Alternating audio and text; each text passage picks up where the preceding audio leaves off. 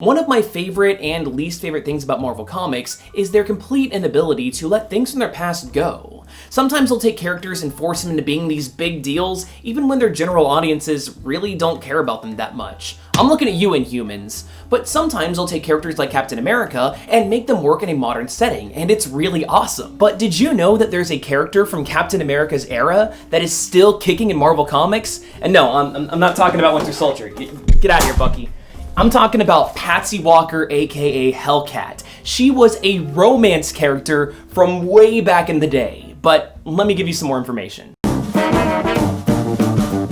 Most of you guys might know Patsy Walker from the Jessica Jones series on Netflix, but she predates almost every Marvel character, and even the name Marvel itself, since at the time they were still going by Timely Comics. That's right, Patsy Walker made her first appearance in 1944, just 3 years after Captain America first debuted. Back then, comics were an insanely popular medium, unlike today where it's a challenge to find anyone who's actually read a comic out in the wild. Comics were so popular that multiple genres were mainstream, in stark contrast to these days where Cape Comics dominate the non-indie industry. Of these, some of the biggest and most thriving genres were teen and slice-of-life romance books. Think Archie, which is like the sole survivor from that era. Debuting in Miss America magazine, Timely Comics, who from here on out I will just be referring to as Marvel to make things easier, had Patsy Walker as their answer to Archie, and it's not hard to see the similarities. Both books had red-haired teenagers as their star, and they also both revolved around melodrama and romantic plots. Everything was usually simple, small-town issues that sprung up due to misunderstandings that were all out of control. The Patsy Walker stories ended up becoming so popular that they were spun out into their own book in 1945, and it ran for 124 issues. Clearly, the dedicated Patsy books were doing well enough that they led to other spin-offs like Patsy and Hetty alongside Patsy and her pals. These Patsy-branded books lasted all the way until 1967, well into when superhero comics started dominating the market, and when Marvel itself started focusing on the universe that was established by their relatively new hit book, The Fantastic Four. In fact, it was in the pages of Fantastic Four Annual Number 3 in 1965 where we got a quick cameo of Patsy and Hetty during the wedding of Reed Richards and Sue Storm. Logic would dictate that this cameo cemented Patsy and her friends as a part of the Marvel Universe. However, in order to not just become a relic of Marvel's past now that they decided to primarily focus on Cape Comics, Patsy needed to change. Patsy needed to become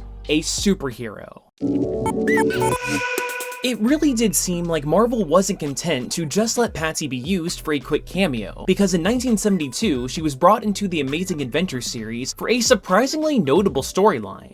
This was when Dr. Hank McCoy, aka Beast, was researching the cause of mutation and ended up furthering his own, growing that iconic fur in the process. In the original romance comics, Patsy married her high school sweetheart Buzz Baxter, and he was reintroduced into Amazing Adventures as an Air Force captain that was sent to investigate what was happening at Hank's lab. You see, the transformation had Beast acting like, well, a beast, and getting out of control, so action needed to be taken. Eventually, Beast made it to the Baxter's home in a wounded state, but Patsy decided to take care of him. In his delirium, Hank babbled about his alter ego, and his fur turned black for some reason. When he recovered, Patsy had a talk with Hank and sort of blackmailed him, threatening to reveal his identity unless he did her a favor, but the terms of that deal were done off-panel. A few years later, after Beast had joined the Avengers, Patsy, who had gotten divorced in the years of her absence from comics, dropped by the Avengers mansion to collect on her favor. She wanted Hank to turn her into a superhero. Sadly, there was no time for Beast to get to work since the Avengers were needed to face off against a group called the Squadron Supreme. Patsy tagged along, and during the fight, the Avengers found the costume of the Cat. This one's kind of complicated, so quick aside.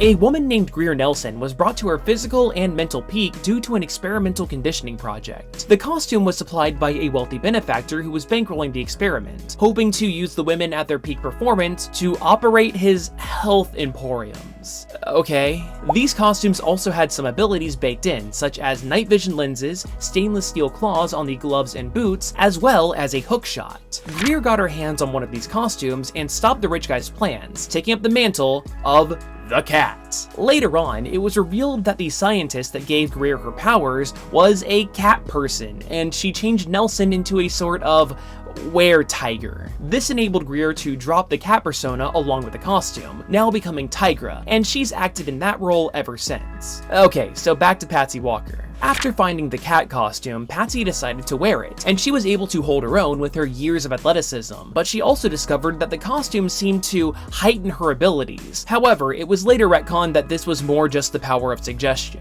Despite the placebo, all of this set the stage for Patsy to become a superhero. She had finally become Hellcat.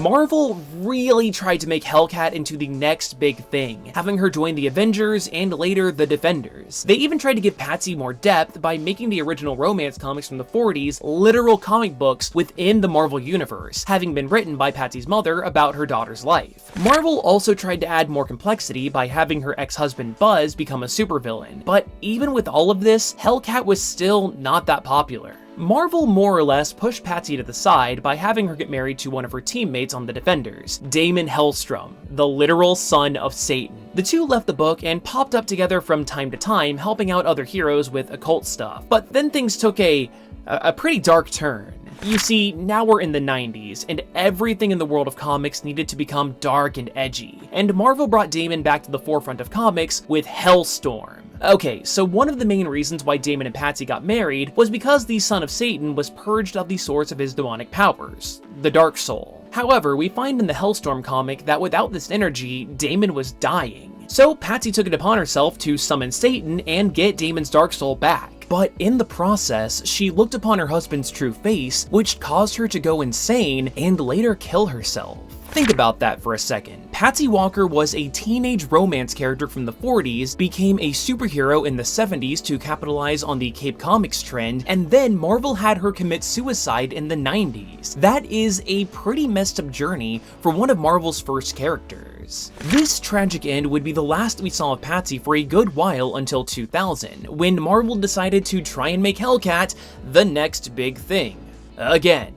Hellcat was resurrected, and after spending time in Hell, she gained legitimate powers of her own, including the standard superhero cocktail of super strength, durability, and endurance, but she also had magical resistance and could now summon her costume at will. Oh, and since this was the 90s after all, you better believe that she got a costume redesign. For the first time since 1965, Patsy finally had a book all of her own with Hellcat #1. But again, the character didn't take off in the way that Marvel had hoped. Ever since, Hellcat has been one of those characters that shows up from time to time, and that's about it. She did have another miniseries in 2008, but it did about as well as you'd think. These days, we only really get to see Patsy Walker as a character in the Jessica Jones Netflix series, but she did have a run in 2016 that I really enjoyed. However, it's going to take a little bit more than that in order to get her popular with mainstream audiences and actually get more from her in the future. At the very least, though, I think she is an incredibly fascinating character, and I'm happy that I got to share this history with you. But if you like this video, then why not consider subscribing or even watching another one?